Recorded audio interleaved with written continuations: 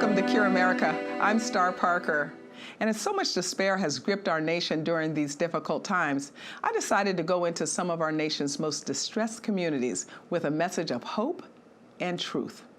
I've been working on public policy issues dealing with race and poverty through my organization, Urban Cure, for 25 years. So this summer, we decided to purchase some billboard space in some of our hard-hit zip codes across the country and give them a short, time-tested message that strikes at the heart of what drives poverty. The billboard showed a picture of a young black man and a young black woman, and then it asked a simple question: tired of poverty? Then it says, finish school, take any job, get married, save and invest, give back to your neighborhood. The billboards then refer to Proverbs 10:4, which says, a slack hand causes poverty, but the hand of the diligent rules. It's followed up also with a message on our website that will lead them to other tools that they can use to survive and to thrive. This is a message delivered with care and love. It's a message that we know is true.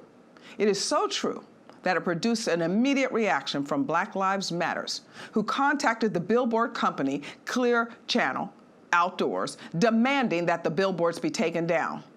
Claims from Black Lives Matters, laced with their profanity, of course, they were claiming that the message was racist and sexist, inaccurate and self-hating. This was a distortion from reality. In fact, I know the accuracy of the message from my own personal experiences in life. When I was a young woman, I was full of disdain for the establishment. And in rebellion, I began a crazy course of living. Criminal activity, drug activity, sexual promiscuity, in and out of welfare dependency. I was going nowhere. Then two Christian businessmen straightened me out. They gave me a message and a guidance that saved my life. So aside from my personal experience and my daily learning as a Christian, attempting to mature in that Christianity, I also know the truth of this message from years of policy work here in Washington, D.C. The impact of the success sequence on poverty is well documented.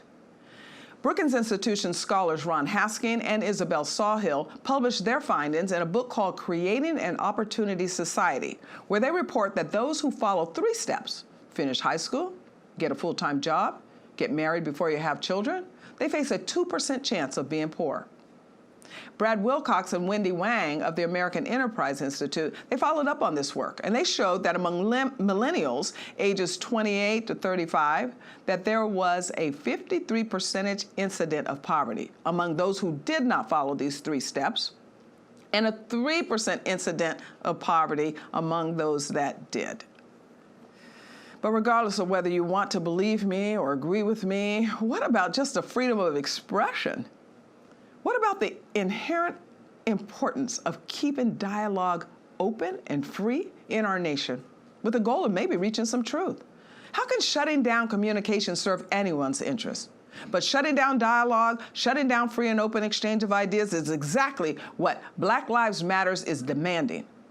They said it so much on their Facebook post that they wrote to the billboard company, Clear Channel Outdoor. They said, at the end of the day, in quotes, messaging and narrative control is priceless. So I thought we should think about how it seems a cancel culture movement is aggressively forcing points of view that they disagree with out of the public square. That's what we're going to talk about this week on Cure America. I have some very special guests to weigh in on some critical questions, like should we as a society allow Black Lives Matters and their allies to tell companies how they should do business? Or what about the question of what can we do to stop the threats of violence and intimidation occurring on a regular basis now against average citizens who simply disagree with secularism, who simply disagree with government systems like socialism?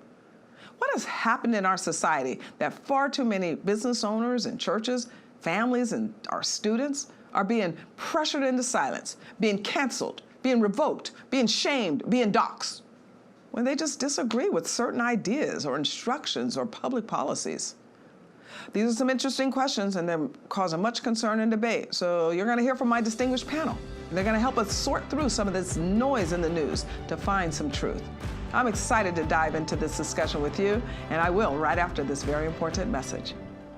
Hello, I'm Franklin Graham. Right now, we're in Alaska unloading a hospital for COVID-19.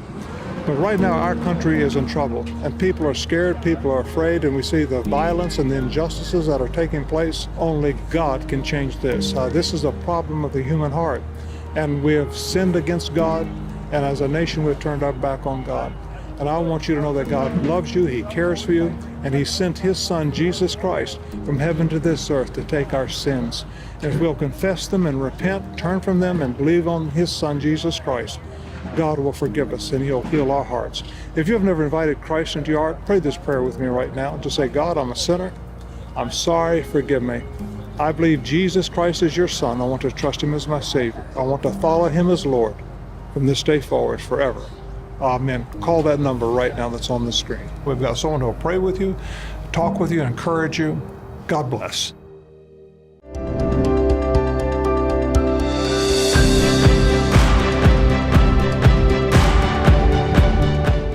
Welcome back, and as you know, I want to talk to you about something very serious today, and I have a really, really special guest, a friend, but also someone that understands firsthand this cancel culture, has been dealing with it for quite some time in his own life.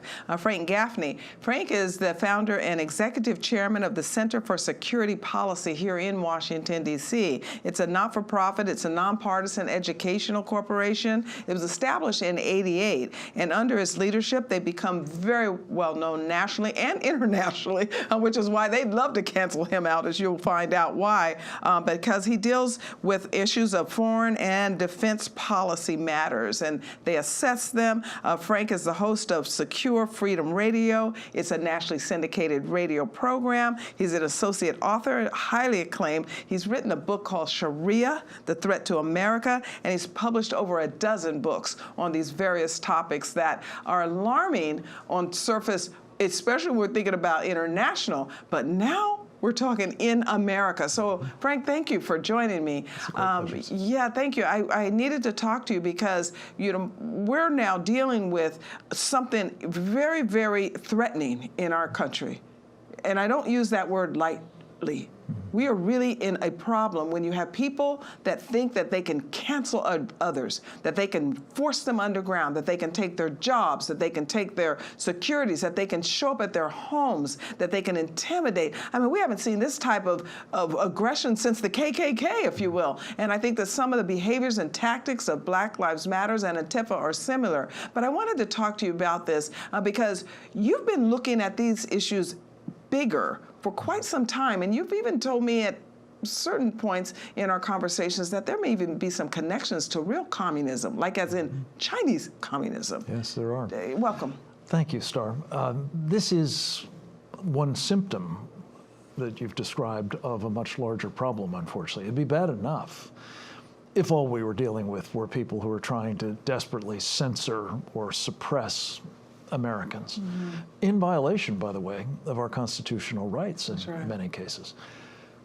Unfortunately, that's just a piece of what I think really is a full-on revolution that is now underway, that is determined to get rid of that Constitution, not just deny us certain rights we have under it, but replace it with the workers' paradise, or the socialist vision of a utopia in which we are all going to be equally given opportunities, we're going to have equal outcomes of those opportunities, we're all going to get paid the same, we're all going to get, you know, the same health care, such as it would be. We've seen this movie before, Star, as you know. It does not end well. No. Ever. Ever. And it won't end well in this country if, God forbid, we wind up succumbing to it. But it's so seductive. And when you've got as many young people, particularly, who've really been indoctrinated over the years by successive generations of teachers and, you know, colleagues and employers even, they are susceptible to the idea that capitalism is unfair. And we must replace it with something better. And so when it comes to trying to make sure that people who say, no, don't do that, it's a disaster, that's So to be sure, very troubling, but it's only part of this larger campaign to change, fundamentally transform. They said that. But the point you just made about how now, for those that are saying, no, don't do that, in a very recent history, we were able to at least discuss the reasons. Now you can't even discuss them. So I want to ask you, what happened? How did our children get so vulnerable? Where were the parents that they became so vulnerable that our colleges became just basically indoctrination centers to where this worldview has now taken home, that you have millennials still just targeting our streets, targeting people. We're reading stories now where people who even founded the company can't work at his own company. Yeah. A friend of mine is a fellow by the name of Jeff Nyquist. He goes by J.R. Nyquist, and he's got a terrific blog, jrnyquist.blog.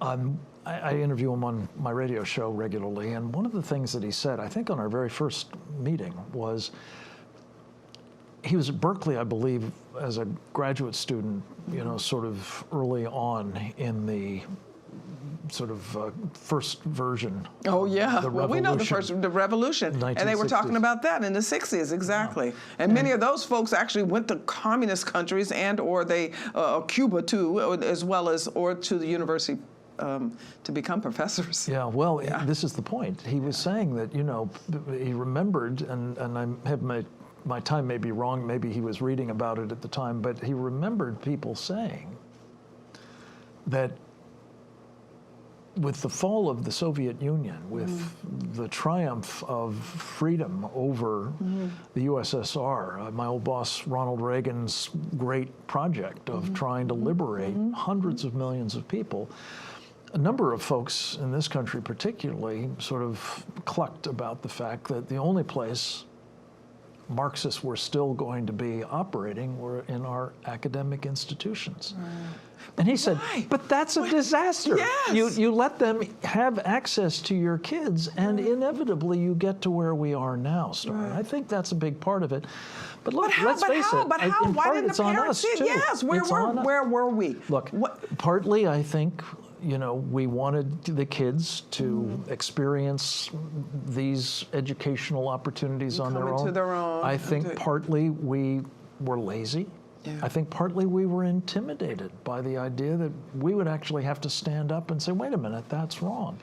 But whatever the explanation, whatever the contributing factors, we've now inculcated in, as I say, probably 2 or maybe even 3 generations of Americans this idea that this is a terrible country. Right. It's a racist country. Right. It's a country that is unfair to large numbers of people, and fundamental transformation is not only what's needed, it's what we deserve. Well, deserve, now demand. I mean, they're getting to where it's just demanded. But there are 2 things I want to ask you about. One is in your own experiences, because you actually in attempts to get this truth out, even here in Washington, D.C., that you were being blocked, even from what we might call conservatives, people that should have been more open to say, is there really a problem? Maybe we should look deeper.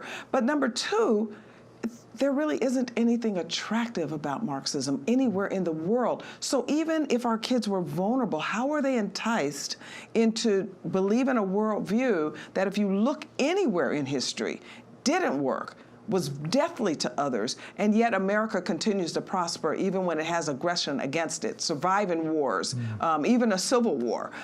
Yeah. They're telling me that I need to go onto this little break.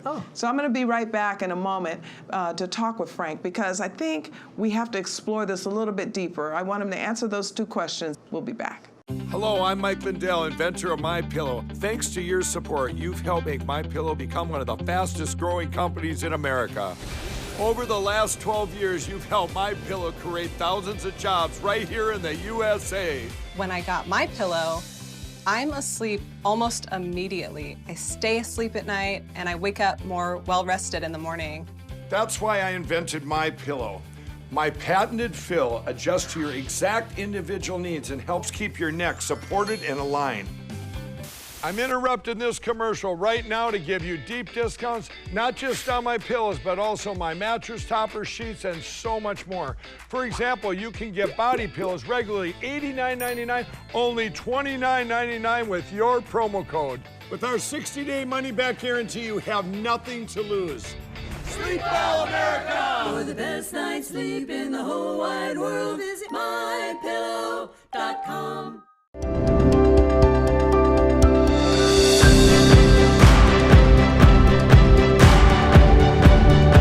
Serious things to think about, and my very special guest gave us more to think about. So I'm going to ask now that our panel gets involved in the discussion, because we have to talk about this cancel culture. I mean, they're asking a lot of us right now, so as a society. So I have, of course, my Dr. William Allen, Chief Operating Officer of the Center for Urban Renewal and Education. Welcome, Doctor. Yeah, hello. Very nice being with you, and again. And then Richard Manning is back. Hi, Richard, President of Americans for Limited Government, a public affairs professional with expertise and extensive background in communications, government relations, grassroots organizations. That's why I know him, as well as he is my co-author on my book, Necessary Noise. And so welcome again. Thank you. Yeah, I'm so glad you're back. I really love being here. Well, good, because you need to move whatever that is that took away from our time that we couldn't be together. So I'm so glad that you're able to return, because this is a hot topic, and I know that you have a lot to tell us. And also, we need legal counsel. So I have my Jonathan Alexandre again. Thank you. And not too much legal counsel, and I'm not asking you for free time. What I'm asking for is to keep us out of jail time as we talk about this very sensitive subject, because it does get sensitive. So thank you.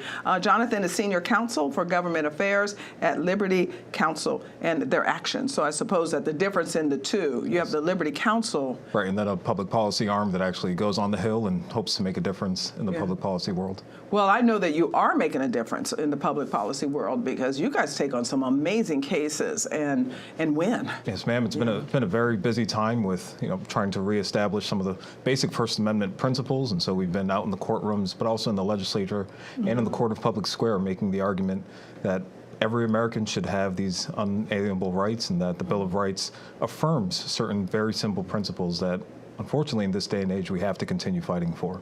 Well, we do, and in fact, then I'm going to start with you, because I'm extremely concerned about this cancel culture. And I looked up the definition. It's to be culturally blocked from having a prominent public platform or career. Wow. And they're really stopping people.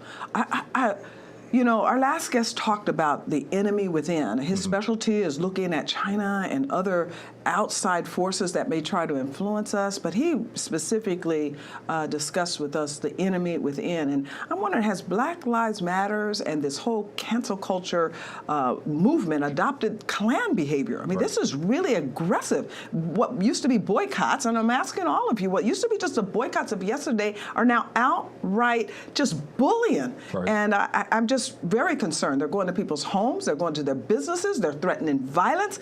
The list is very long about people that have been canceled. So isn't any of this illegal? Right, and so criticism in a society, you expect criticism, and there's going to be disagreement.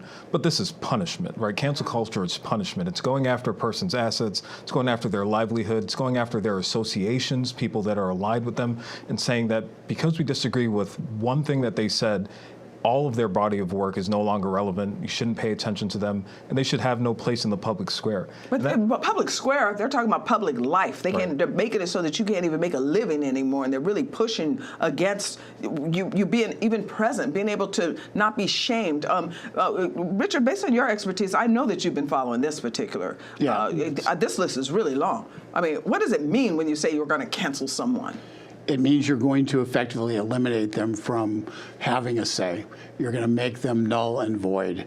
And, I think a lot of people are aware of the Nick Sandmann case, where basically radicals attacked him simply because he was standing there with a MAGA hat on after a Right to Life march. Right, he had just bought that hat. He just bought the hat. He's standing there minding his own business, waiting for the bus to come. He was a young kid. He was 18 years old at Covington High School. And he stood up to these people, but we watched 2-3 weeks of the media just beat on this kid until somebody said, wait a second, the guy who was actually the aggressor was the person who approached him. He never did anything, and they attacked him because he supposedly had a smirk on his face.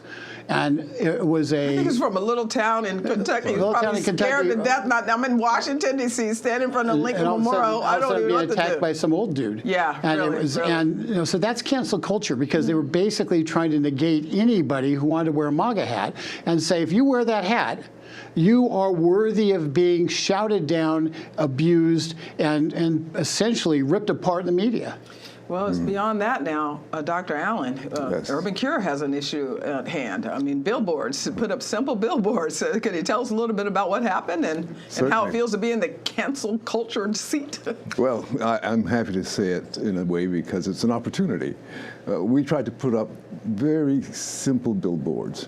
Really, bromides. I hate to call them that, but I might as well be honest.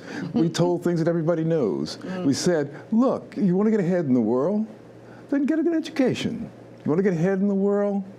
Find a job. You want to get ahead in the world? Marry before you have children. And you know, when you succeed, give back to your community. That was our billboard, with a couple of lovely young people there to illustrate it, bright, attractive, intelligent. But we somehow offended the BLM mindset. And they thought anybody who is encouraging, especially black people, and this was centered in Milwaukee initially, is therefore undermining their attempt to use black people as victims to undermine this society. So what we're seeing happening, cancel culture is something like the following. Remember the Southern Poverty Law Center?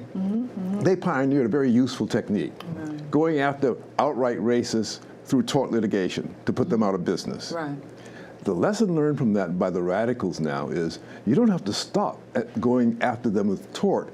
You can use coercion, intimidation. You want to put them out of business. You want to put them out of society. You want to put them out of the culture. You want to silence them. And so it's gone to the level now that they will no longer accept a common relationship with the rest of us in a society in which we can have differing opinions and express them, even when they're as simple as those we expressed on our billboards. Well, Jonathan, tort, where we actually have a legal opportunity to say, let's reason together. I mean, we have arbitration opportunities in our society. We have differences.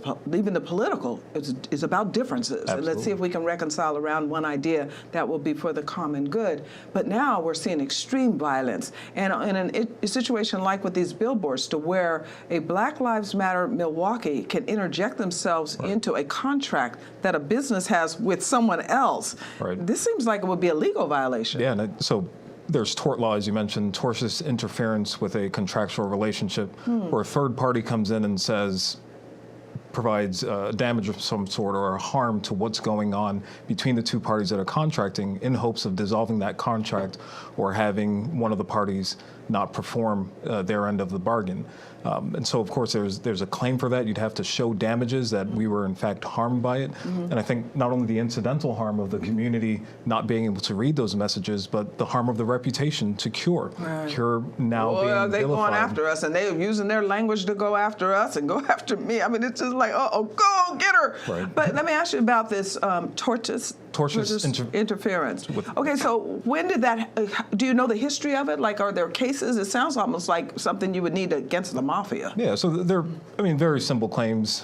If two parties are going for a contract, they're bidding on the same contract, and one of them tells the contracting party, well, we'll provide this incentive that the other party can't provide, and oh, by the way, they're not even good enough to work with. And it's because of that the bid goes to the other party. So certain innocuous things in the law that have to do with bidding and such have brought forward this claim or this particular cause of action in the law.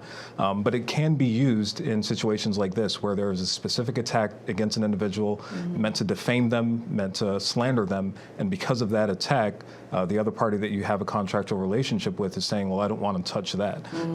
That area of law has definitely evolved to include the situation with Cure. Situation like this, and so we'll have to look at that. But Richard, I'm wondering about this, with the point that Dr. Allen made, that this is a strategy that has been being used, and we saw the Southern Poverty Law Center expand beyond, we're going after Nazis and KKKs, and then started getting into that gray area about who decided that this particular business shouldn't be able to voice their opinions. Then we saw it in pop culture, in movies and stuff, they were using this, we're going to cancel you, and then girls, broken heart, I'm canceling you. But it's political now, isn't it? It seems it's like this absolutely is political. this is driven by an agenda. It's definitely driven by an agenda. And, you know, one of the things that's most incredible about this is we've seen this progress rather rapidly in our society, to the point where, in your situation, where an honest opinion that actually is factually based is taken out of the public square. It didn't have any kind of bias, had nothing that was at all anything but a factual statement, and yet it was deemed to be somehow so offensive that it had to be taken down, and the company went along with it. This is I know, that's the really sad part. But the point is, to me, is that they now have, since nobody has stood up to them, since there's been an acquiescence by the so-called elite to this attack on any idea that's different than the one dictated by these radical, really communists who are bullies. trying to. I know. They're bullies. But I like the word communist more. But that's what they are. But so they're using a really old technique. The one thing you should notice is, like in the Democratic Convention, there was not one mention of the rioting. There was not one mention of what was happening on the streets. And yet on the streets, they walk around with signs that say silence is consent. Well, the silence of the Democrats at their convention is effectively consent for the abuse that these people are heaping on America, and for the riots in the streets, and for the burning of our cities. Because, Dr. Allen, they went to the local office. Yep. Now, I've been to Milwaukee, and although it's considered a large town, it's not a Los Angeles or New York. These are still the heartland Americans. Yes. These are people that probably in some little quiet office building, they're sitting there putting together billboards. They had to be totally caught off guard and shocked to have not only this attack against them come crazily at them. You better take them down or we're tearing them down and burn them down. But to then list their phone numbers on the internet to go. Well, this too is familiar, isn't it? When the 14th Amendment was added to the Constitution, it responded to a specific problem. And that was the problem in which you would have the law officers go out by day and take guns away from black people so that the Klan could come by night and intimidate them, terrorize them. In other words, there was an interaction between those responsible for law enforcement and those perpetrating the violence. Wow. And guess what you're seeing today? What? You're seeing those responsible for law enforcement not restraining the terrorists. That is right. Oh, my. And the terrorists taking advantage of the opportunity just the way the Klan did in order to intimidate innocent people. You went all the way back to the 14th Amendment, but we saw this throughout Black history all the way up until the Civil Rights Act, because what was it, the Tulsa riots of 1921? In the 1920s, yes. They went and just destroyed entire communities. And so how, Jonathan, are they getting away with this? That with such history of Americans, is it that most Americans just don't know that this is a continuum of just terror. And it's the double standard, right? If you had produced a message that was consistent with what they wanted, if you were speaking the parlance of the day. Oh, like say, just stay po, guys, we got you. Exactly. They'd come out here and rob with us. They wouldn't have an issue with any of those statements. But because they called me racist. They said I'm racist, and then they saw that I was black because of local news, and then they were like, and then when they heard my story, it was like, maybe, but they're still cowards. They're still, they won't put them back up. But go ahead, I don't mean to that's exactly right. If you are speaking the language of the day, and that's ultimately what they want to do. If they can't silence you, they'll let you speak, but only if you're going to speak the message that at the time is more convenient for them, or at the time is getting the full air. Well, that's what they said. Yeah, just think about the contrast between you and Oprah Winfrey. Her billboard in Louisville is taking the side of BLM. Right. Nobody's forcing it to be taken down. Nobody's protesting. That's right. That was the next city we were going to. Or what about that ad in the newspapers where they have the poor, pitiful black all the time saying, give to me because I'm poor. And no one says that this is offensive at all. But when you have aspiring African Americans on a billboard and you're asking them to do some simple things that are time tested, you're the one that pointed out to me that these are moral truths. These are home truths. These are what was the scientific truths. That's absolutely a formula that works. So, Richard, I don't know what we're going to do about these council, because this list is getting really long. First of all, the Supreme Court decided in the 50s something called Alabama v. NAACP, and the state of Alabama was trying to get the membership list of the NAACP so they could in fact go out and publish them and go after to the people. That Oh, was wait. doxing. So Alabama was state of trying to Alabama. get the state of Alabama was trying to get the NAACP's list because now they're starting to say push back on this Right. Klan stuff. But go ahead. And so they were trying to get the list. And the practice was they'd find the people on the list, they'd go and intimidate the people on the list, particularly the white people on the list. So that was 1950s doxing. Today, you take the people who are allowing a billboard to go up, you put their phone number out, Can't believe you they tell did that. everybody nationwide to call them, you ruin their lives, you make them miserable. It was crazy. And that's the modern day doxing that we saw back in, that actually the Supreme Court had to step in and say, no, NAACP, you do not have to make your list public, you don't have to make your donors public. And the reason for that was to protect those donors and allow those donors to have freedom of speech and freedom of being able to engage with whatever group they wanted to without fear of intimidation. Well, I'm glad to know that we have Supreme Court precedent on that because this is getting very serious. I'm looking at this list. I mean, you got the head of video at Condé Nast, you got the top editor at the Philadelphia Inquirer, you got the CEO and founder of CrossFit. I mean, this list is getting really long. These are lists of canceled people. This list is long, but I better get up out of here because I can hear the music starting. But I'm going to keep my panel over because now we have to solve this problem. We have to explore some ideas on how we get ourselves out of this dilemma we're in. We'll talk about that right after this.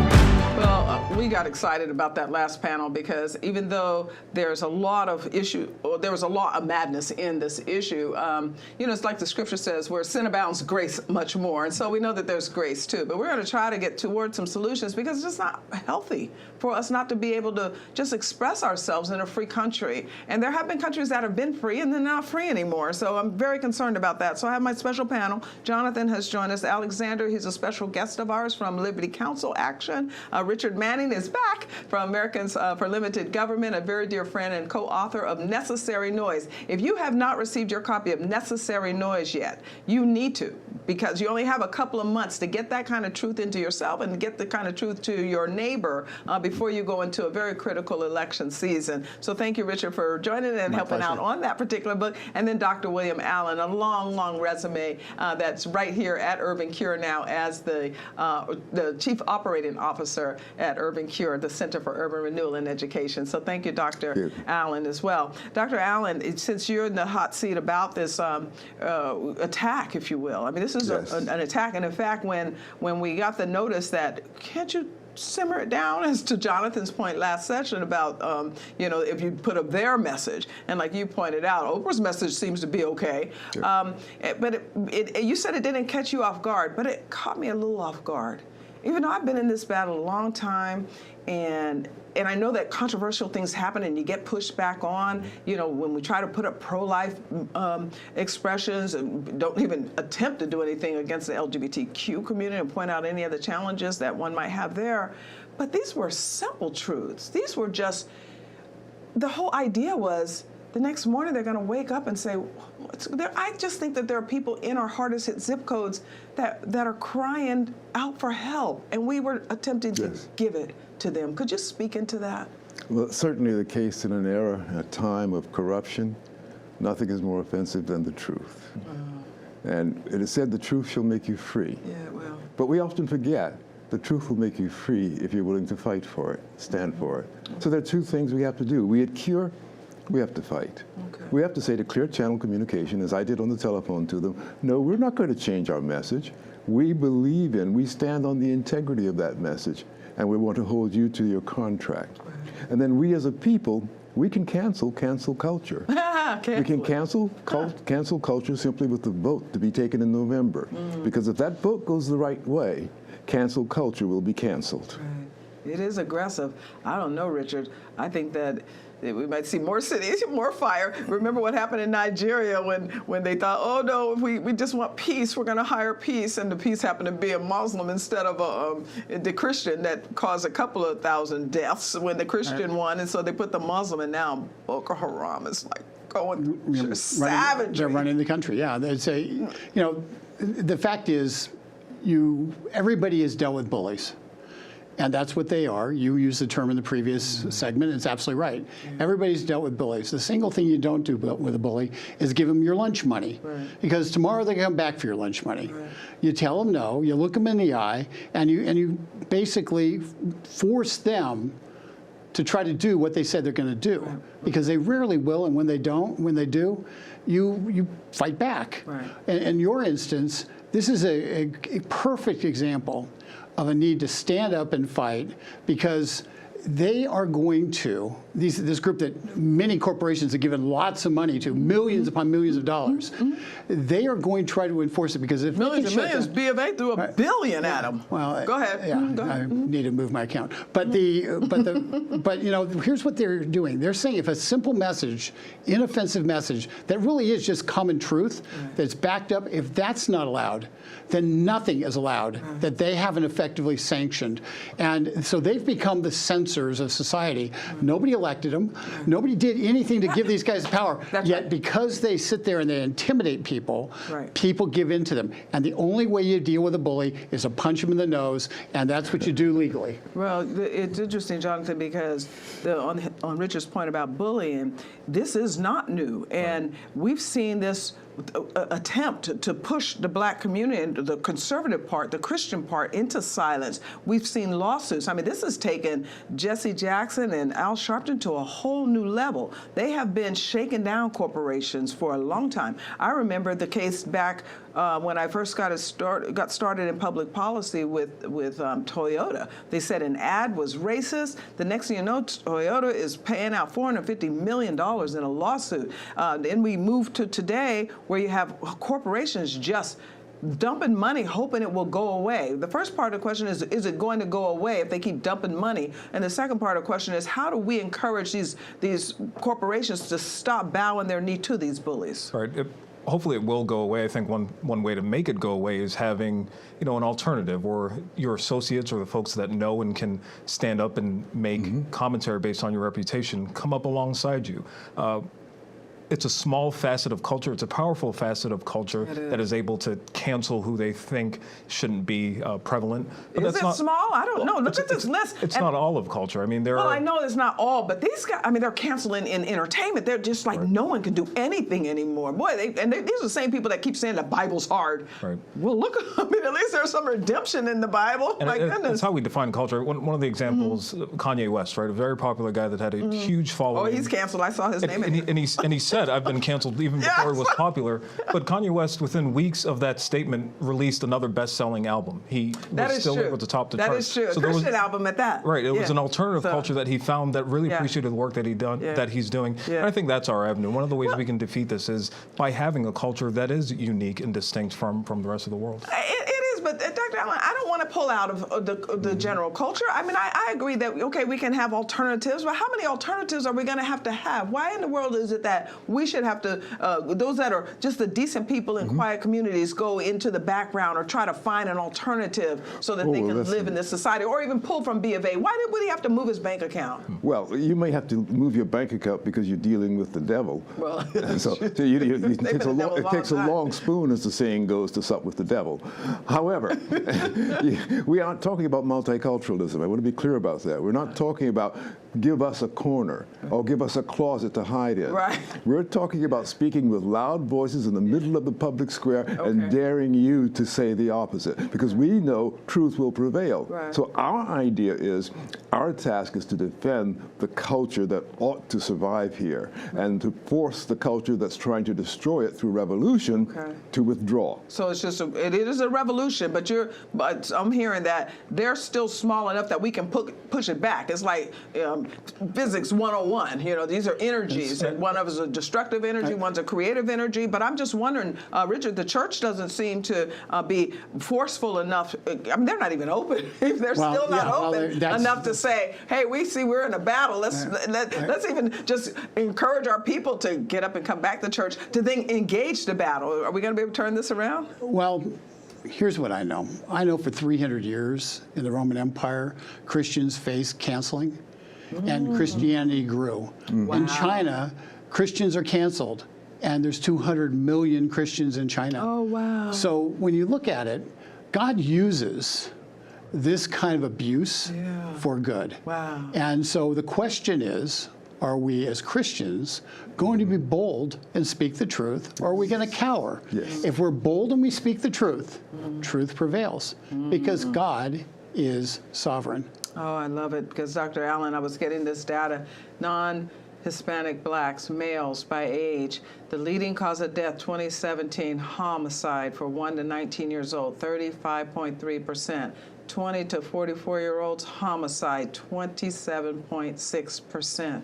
This is the community we were trying to talk to. The Trump administration, by the end of 2019, $75 billion of private investment had gone into these very distressed zip codes because of his opening up in the tax bill these opportunity for private money to flow in, and 500,000 new jobs were created. Now they're just destroying these same communities. What about that little person who's like, I'm trying as hard as I can, but my mama's on drugs, my daddy's in jail, and now they're telling that person that they can't even see a billboard that will give them a little bit of the truth. How are we going to solve that for that woman that was interviewed in Milwaukee that said, well, I kind of like the billboards? Or the man that said, well, I think you should take any job and then just work your way up. Well, I hate to quote the person who said it, since that person no longer believes it, but it's si se puede. Yes, we can. We have to carry that message into those communities despite the lessons of victimization. We have to say, as we did on the billboards, yes, we can. I know, I don't even like to use the word hope anymore, but you're right. We need to take the language back. But yes, we still say it. Yes, you can. Yes, in fact, someone called and said that we should put it on put it on shirts and hats. And now, in fact, one lady called me and said, I've actually called my local school and said, can we put them in there? And she said, and can we put these truths onto T-shirts for our homeless shelters and other things? Let me ask you this, Jonathan, because it's a little legal question. If for some reason Dr. Allen has to take this into a tort arena, is there anything to stop us from doing other movements toward those kind of actions? And I think that's the alternative that we're speaking of. You cannot silence an individual. You can't put a muzzle on anyone. And so you have the ability to wear and proclaim exactly how you feel. The public square is still completely open and still available. The First Amendment protects this particular speech, and we're able to use those venues, those avenues to get that message out. We're protected by the First Amendment. I love it. Who is that that said, we're not retreating, we're just advancing in another direction?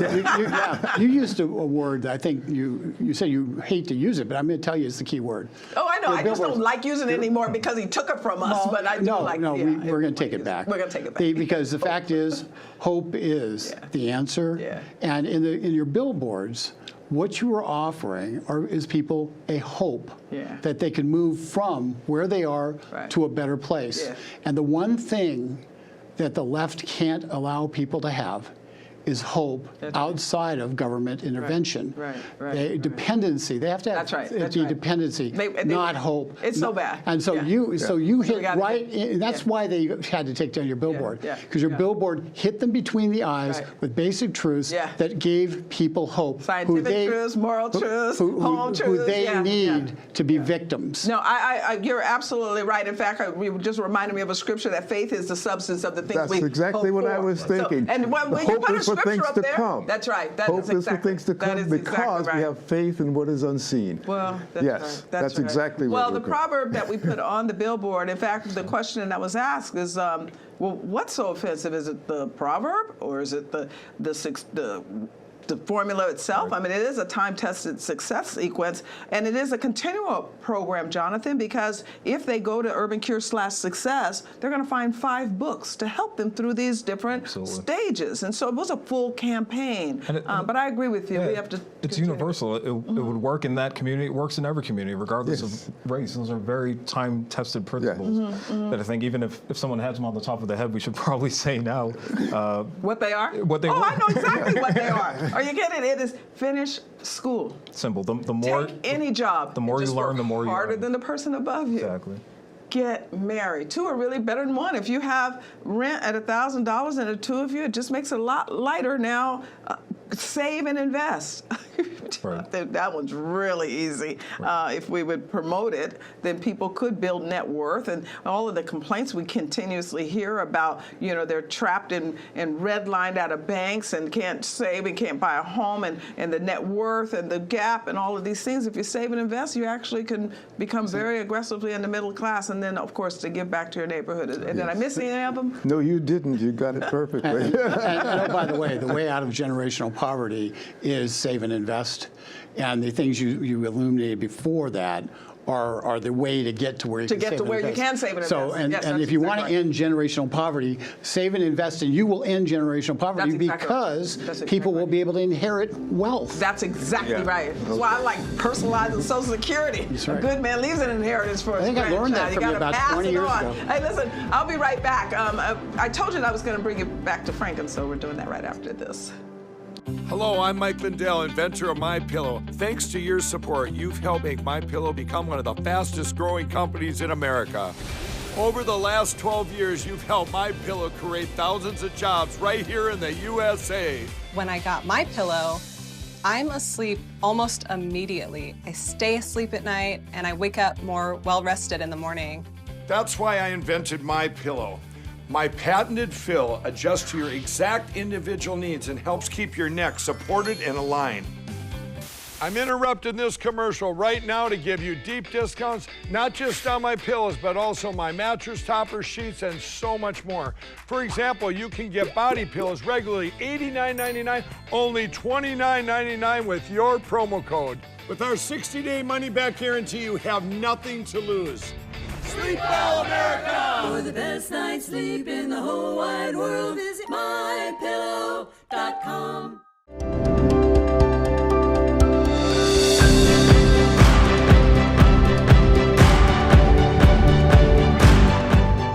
I know you were wondering what happened to Frank because I wanted him to answer 2 questions, and I needed you to get some more information from my panel before I had him tell us the answer to those questions, because I would like for him to then move us to what we need to do about it. So, Frank, thank you for staying over. Frank Gaffney, the founder and executive chairman of the Center for Security Policy here in Washington, D.C., has been working in these security matters for quite some time, knows anything and everything about communism, which is now in our children. And so I was asking you in the first segment about your experiences, because you were trying to sound the alarm that there's some challenges here, guys, and our kids are buying into Marxism and communism, and China's even behind some of this. People weren't listening then, and now our children are indoctrinated. And so the second part was how, and how do we turn it around? How did they buy something that has not been proven anywhere? It has never worked. And our country keeps flourishing. Just wrap this up for me. A couple of quick points. I took an oath of office back when I was working in the government to defend our Constitution against all enemies, foreign and domestic. And you're right, I've gotten a certain amount of notoriety because you're not supposed to understand that there are enemies here within the United States. Right. McCarthy gave that a bad name. But he was right, that there were communists. Well, and everybody knew he was right. But he was canceled. He was an early victim of canceling. Isn't that interesting? And I was too, before it became cool. I think they call it like blacklisting then. Blacklisting is what they claimed he did, but in fact they blacklisted McCarthy. And they, from that day to this, have made anybody who warns about a fifth column or an enemy within a McCarthyite. It's unfair, it's untrue, and it's put us in the harm we're in today. And now our children are being harmed, Our children are been I believe, indoctrinated to believe that those other experiments with communism or socialism or Marxism or democratic socialism just weren't done properly. But this time, here in this country, we're going to do it right and it'll be great. That kind of combined with this idea that there's so many suffering people and there's so much social injustice and all the stuff that you hear all the time. But freedom works for them. Freedom works for everybody. Everyone. And in this country, when you combine Christianity with capitalism and with our Constitution, which has a rule of law to protect us, it actually does work. So it's even a lie that they're trying to help the most vulnerable amongst us. So what do we do? How do we get to the place where we have enough understanding in our society to push this darkness back? Well, the first thing is to get that understanding. Okay. Star, we have to educate both the kids who have been indoctrinated in this way, but also their parents, that this is the greatest country in the history of the world. And show them why. Show them the things that despite, yes, some failings, but overall, the opportunities that have been afforded to untold hundreds of Well, they millions have. So how much of this is just guilt? They just feel guilty because they have been afforded opportunity. How do we get beyond that? We need to also make clear who is telling them that. Right. And it is Marxists. Yeah, It is people who are using race, among other things, to try to take down our country. They don't have the best interest of Americans at heart. No, they don't. And it sounds compelling, I suppose, to say, well, we're trying to touch people we can't. I am a little privileged. We're going through all of these sound bites, but yet it's deeper than that. So I agree with you that the parents need to get much more involved. The challenge is also that so much materialism in our society that it's elite to go to one of these prestigious schools, so they don't even know what they're teaching the children. Right. One other thing I found to be very powerful as an antidote to this kind of indoctrination and manipulation, it really is manipulation, Yeah, it is. Is what I call foreign-born American patriots. People who didn't have the privilege that most of us take for granted of growing up in this country, and who, as a result, know just how precious it is. Hearing their stories. Someone very close to me just got his citizenship. Well, there and you it's just go. beaming. Are Yes. they thrilled to be here? Of course. Thrilled. And do they understand so well how precious and how fragile this experiment is? Right. And I think those are voices that we need to really amplify, because I think they can help the rest of us understand we mustn't let this slip away from us. And you know, Ronald Reagan, as I said, my old boss, had this wonderful formulation. He said, you know, every generation faces an existential threat to freedom. That's right. We can't pass it on to them in the bloodstream. We have to fight for it ourselves, and we have to turn it over to them to do the same. And he said, if we don't do that, Star, we'll spend our sunset years telling our children and our children's children what it was like to live in the United States when men were free. Ooh.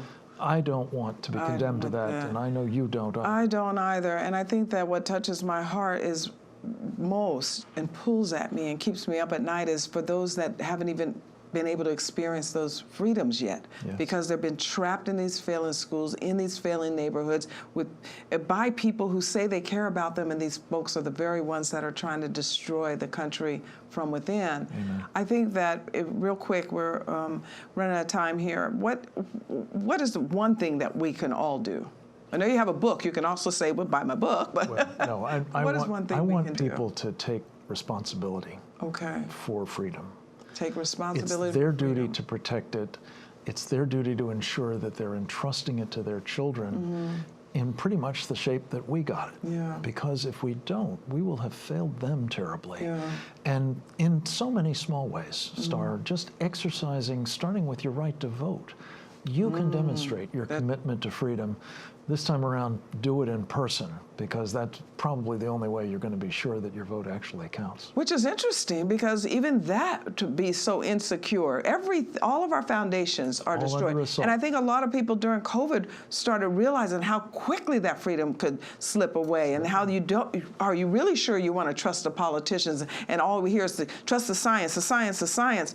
Well, science also says that you can experiment with other things. And I think but you can't go to church. It was really a frightening time for us. So I think that you're right. If we revisit freedom, if all of us make that commitment, that maybe we can turn things around. Absolutely. We have no choice.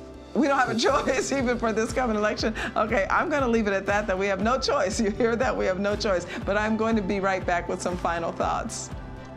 Wait, stop the music. I forgot. I want to introduce you to my friend. You need to meet my friend. Ariel is brand new citizen. Ariel Zimmerman, I can't believe it. Thank you very much. It's an absolute pleasure to have become a U.S. citizen after some time. How long? Some time? It's been since I was 16, so just a couple of years ago. Wow. Oh, a couple of years ago since you were 16. But, you know, it's exciting because we were doing some work together and you were moving to the point of where you had to test and then you had to do the questions and the excitement of becoming a citizen. I just wanted to encourage our viewers because so many don't think it's important, and you said that you just so love freedom. So I just wanted you to meet Ariel. Today, a student in public school will pray or lead a Bible study. Today, a pastor will preach boldly the truth of the Scriptures without fear of the IRS. Today, the life of an innocent child will be saved, and a mother will experience the joy of a newborn baby. A distraught woman will find hope and choose life rather than death. Today, there is a strong voice defending God's created natural order of marriage and family. There is a defender of freedom in the courtroom and in the halls of Congress and in legislative bodies across the land. Today, all of this is possible because of the ministry of Liberty Counsel. People from all over America will find help and hope because of Liberty Counsel. The adversity they face will be turned into victory. Case by case, law by law, person by person, Liberty Counsel is advancing religious freedom, the sanctity of human life, and the family through litigation, education, and public policy. And that is the mission of Liberty Counsel, to restore the culture by advancing life, liberty, and family.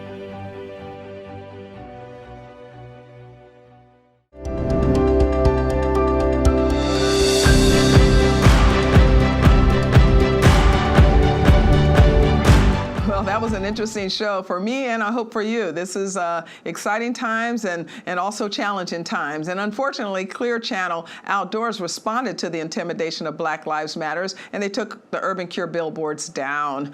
They said, "We strive to respect a wide variety of viewpoints on diversity and racial sensitivity." But can shutting down a powerful and truthful message because Black Lives Matters doesn't like it reflects respect for a wide variety of viewpoints? Our nation's shock after the terrible murder of George Floyd at the hands of a police officer was devastating. But the appall, unfortunately, put wind in the sails of Black Lives Matters and their allies of Marxism. But since America was founded on principles of Christianity and capitalism with a firm rule of law outlined in the Constitution, ideals of Marxism are polar opposite of these ideals that founded America. And the questions on the table today should be, what does America need? And what does Black America need today? What will fix our problems? For sure, suppression of freedom of speech, of expression, and of the press will make no one better off, especially for our most vulnerable and our poor citizens. Those living in our distressed zip codes and neighborhoods are the very ones that really need to be told the truth today. They need to hear the truth. They need our love. They need our message of personal empowerment. And this is a message that was being delivered at Urban Cure. And while I hope Clear Channel Outdoor has a change of heart and does not permit Black Lives Matters to intimidate them to breach their contract with Urban Cure, I also hope that you will engage the heart of the Lord to defend the poor and the fatherless, to seek justice for the afflicted and needy, to deliver them from the hands of the wicked. Because according to Psalm 82, they don't know. They don't understand. They walk in darkness, for all of their realities are unstable. And according to Psalm 10, they have been pursued by deceit and oppression. Some have lurked in their communities, and in now their not-so-secret places, they are murdering the innocent. Agents of God's enemies have secretly fixed themselves on the helpless. They wait as a lion in his den to catch the poor and draw them into his net, that the helpless will fall. They actually think God has forgotten. They actually think that God doesn't see them. But God has not forgotten. And he not only sees his enemy, but he sees that little lost sheep. And I believe that if more of us will go and rescue the most lost sheep, that optimism and praise and hope will be restored in our nation, and we will then be saved. Yep. And that's it for this week. And I pray to think with you again next week on Cure America with me, Star Parker.